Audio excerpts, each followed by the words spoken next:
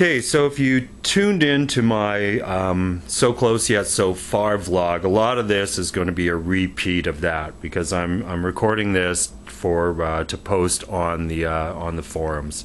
However, you may be interested in why that talking servo circuit was not working. I had a buddy of mine who's an electronic engineer come over, and it cost me a lot. I haven't felt clean since. But this is haunting, and if it means that you have to take a hot shower in order to get a prop working, then damn it, you take the hot shower. So basically, why it wasn't working was, what he determined was that the servo that drives the jaw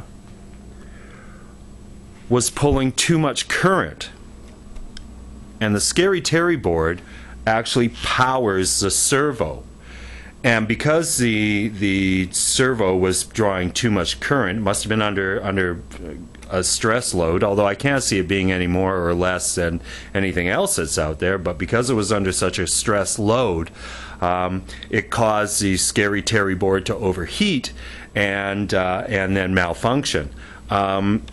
So what we did is we split the power off of the servo and ran it directly into the main power source, and then drove just the signal from the Scary Terry board, and it's been working fine. So so if any of you have run into that problem, try that. Try splitting off the power. You know, like I said, I had to take a long hot shower after finding that out, but I'm okay now, I think. Anyways, let's get to it. So here is her skull, and it is a 3-axis mech in there. 1, 2, 3 servos. This is, of course, a universal joint in there. And the ready rod that goes through there. Everything is all tight and done in. Underneath there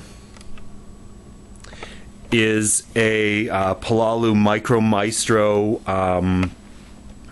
servo board.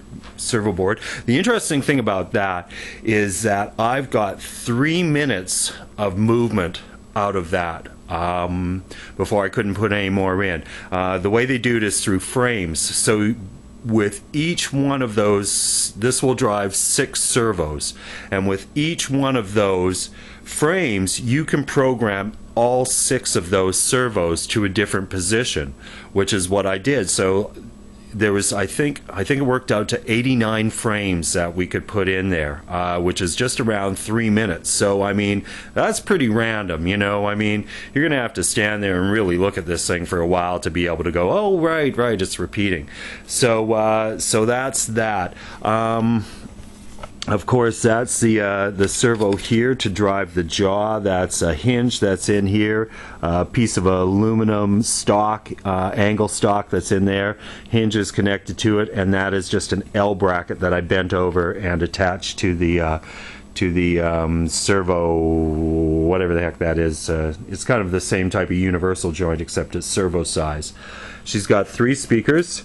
2 speakers and a subwoofer down here. I wanted to use a subwoofer because the sub just gives that depth to the sound that you wouldn't get with just the 2 speakers. So there's that. There's 3 vent motors. This one does the shoulder rotation in and out.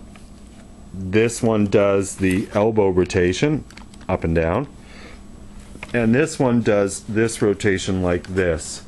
So basically, there's a cam on here, and of course as that cam moves around, it just pushes this out.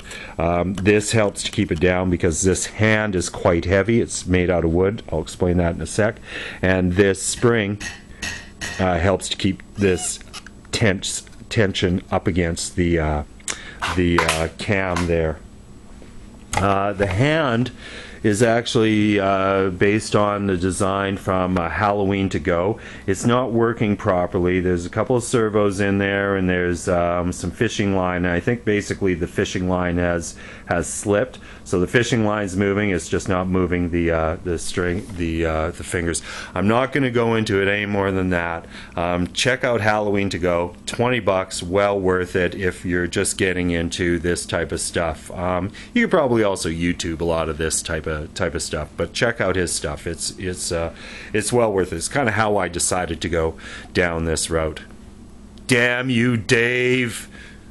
Anyways, so then the power source we'll go to first is a hack computer power supply, 5 volt, 12 volt, common, and a 3.3 here. I'm only using the 12 and the 5. Whoa, I'm jumping around here a bit. That is the Scary Terry audio driver. There you can see that we split those two wires off of the servo, and so all this is receiving right now is signal, or all this is sending right now is signal. It is not sending any power whatsoever to the servo. It's being totally powered off of that. And there is the brains of the operation. So this is an 18M2 in here. Pickaxe 18M2. This is a Darlington driver. The Darlington driver allows it to switch higher current loads, 12 volts, and that's what this is here. Obviously driving the 12 volt vent motors. My programming cable goes down in here at the bottom.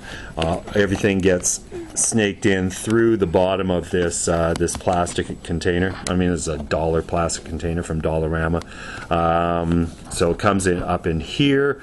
This is the Hallstatt circuit that has not worked for me since I built it. And incidentally, what my buddy told me prior to me having the hot shower was that he thought that because the servo was drawing so much current that it probably fried that chip even before it had a chance to get going.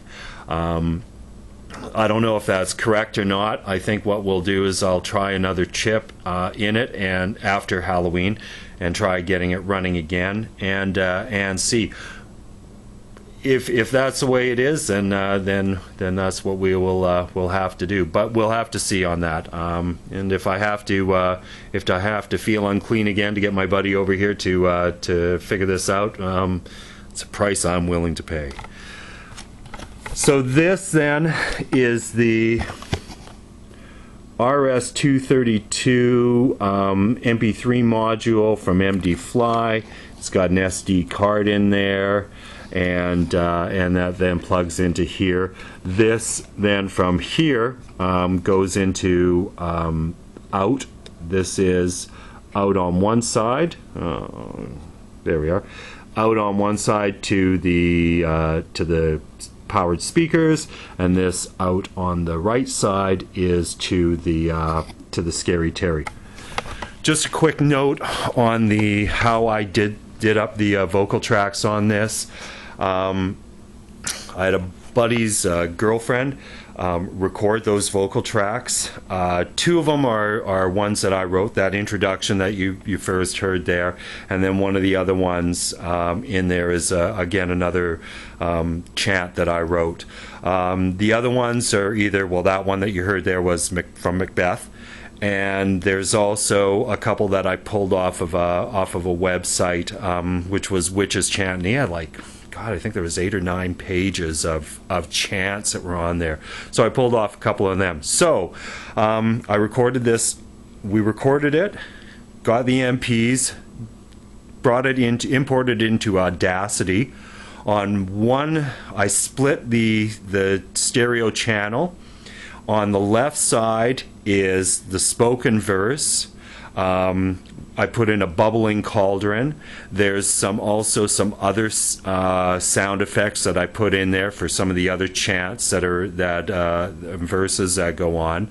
On the right side, I put in a tone track, and then chop the tone track up. I think it's about 1200 hertz.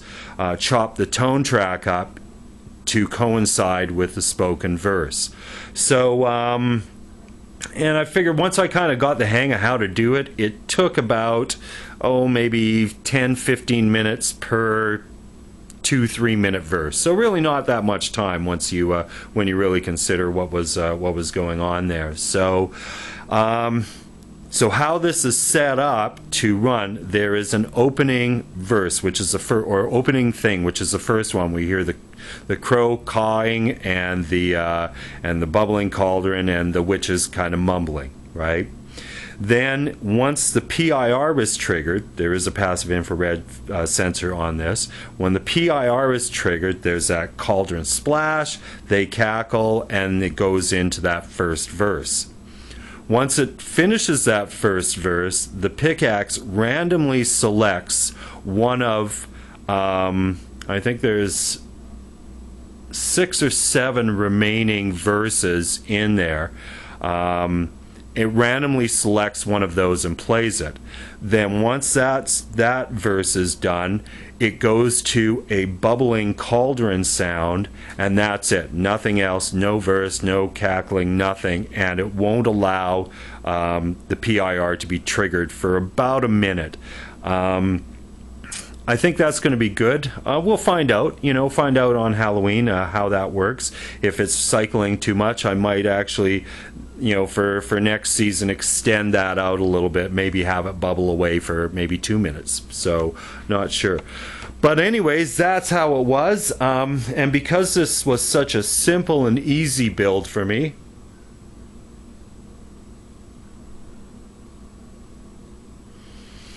I'm going to build 2 more.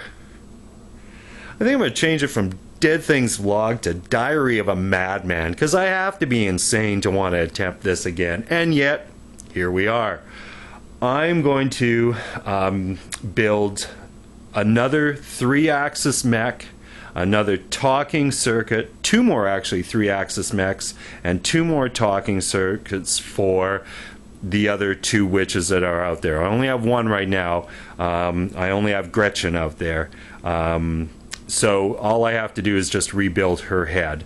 But Brunny is going to be a completely new witch for next year. You got to have 3 witches. So she's going to be a completely new witch for next year. And they're both going to talk.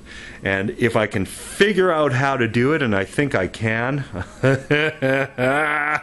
because this one was so damn easy, I'm going to have the 3 of them talk together, back and forth, interact.